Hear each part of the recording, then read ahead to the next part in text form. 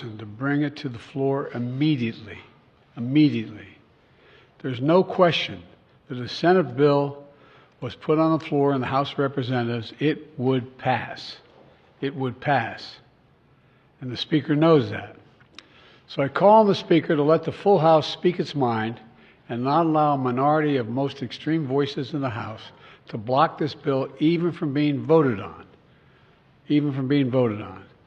This is a critical act for the House to move. It needs to move. The bill provides urgent funding for Ukraine so it can keep defending itself against Putin's vicious, vicious onslaught. We've all seen the terrible stories in recent weeks. Ukrainian soldiers out of artillery shells, Ukrainian units rationing rounds of ammunition to defend themselves, Ukrainian families worried that the next Russian strike will permanently plunge them into darkness or worse. This bipartisan bill sends a clear message to Ukrainians and to our partners and to our allies around the world. America can be trusted. America can be relied upon.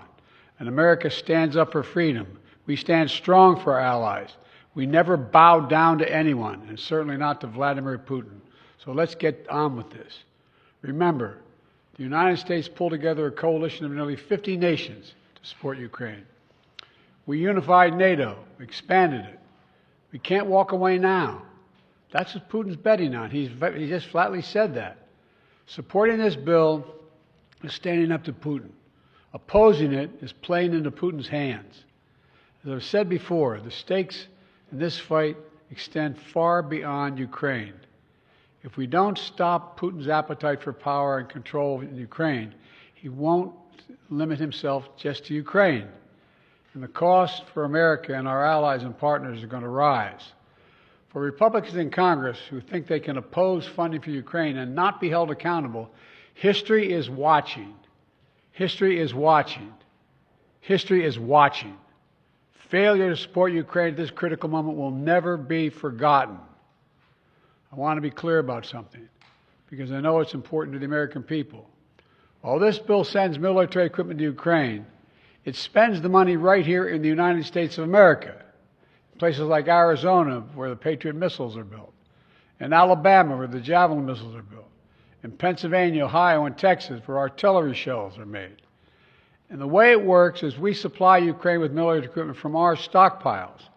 And then we spend our money replenishing those stockpiles so our military has access to them. Stockpiles that are made right here in America by American workers. That not only supports American jobs and American communities, it allows us to invest in maintaining and strengthening our own defense manufacturing capacity. Look, this bill meets our national security priorities in the Middle East as well. It includes greater support for our troops serving in the region, who continue to defend against militia attacks backed by Iran. It also provides Israel with what it needs to protect its people against a terrorist group like Hamas and Hezbollah and others. And it will provide life-saving humanitarian aid to the Palestinian people, who desperately need food, water, and shelter. They need help. And finally, this bill includes critical funding for our national security priorities in Asia, because even as we focus on the conflicts in Gaza and Ukraine, we must not take our eye off our national security challenges in the Pacific.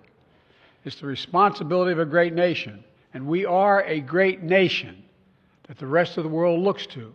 And I mean that, the rest of the world looks to us. The stakes are already high for American security before this bill was passed in the Senate last night. But in recent days, those stakes have risen. And that's because the former president has set a dangerous and shockingly, frankly, un-American signal to the world. Just a few days ago, Trump gave an invitation to Putin to invade some of our allies, NATO allies. He said if an ally didn't spend enough money on defense, he would encourage Russia to, quote, do whatever the hell they want, end of quote. Can you imagine a former president of the United States saying that? The whole world heard it. The worst thing is he means it. No other president in our history has ever bowed down to a Russian dictator. Well, let me say this as clearly as I can.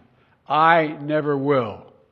For God's sake, it's dumb, it's shameful, it's dangerous, it's un-American. When America gives us word, it means something.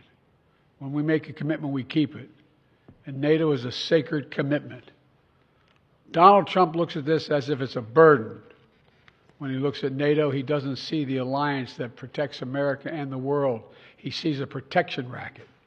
He doesn't understand that NATO is built on the fundamental principles of freedom, security, and national sovereignty. Because for Trump, principles never matter. Everything is transactional. He doesn't understand that the sacred commitment we've given works for us as well. In fact, I would remind Trump and all those who would walk away from NATO, Article 5 has only been invoked once, just once in our NATO history, and it was done to stand with America after we were attacked on 9/11. We should never forget it. You know, our adversaries have long sought to create cracks in the alliance. The greatest hope of all those who wish America harm is for NATO to fall apart. And you can be sure that they all cheered when they heard Donald Trump, when they heard what he said. I know this, I will not walk away. I can't imagine any other president walking away. For as long as I'm president, if Putin attacks a NATO ally, the United States will defend every inch of NATO territory. Let me close with this. You've heard me say this before.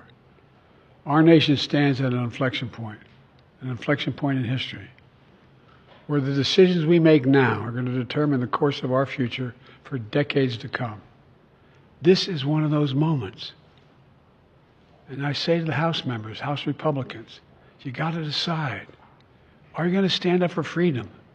Or are you going to side with terror and tyranny? You're going to stand with Ukraine, you're going to stand with Putin. Will you stand with America or with Trump? Republicans and Democrats in the Senate came together to send a message of unity to the world. It's time for the House Republicans to do the same thing. To pass this bill immediately.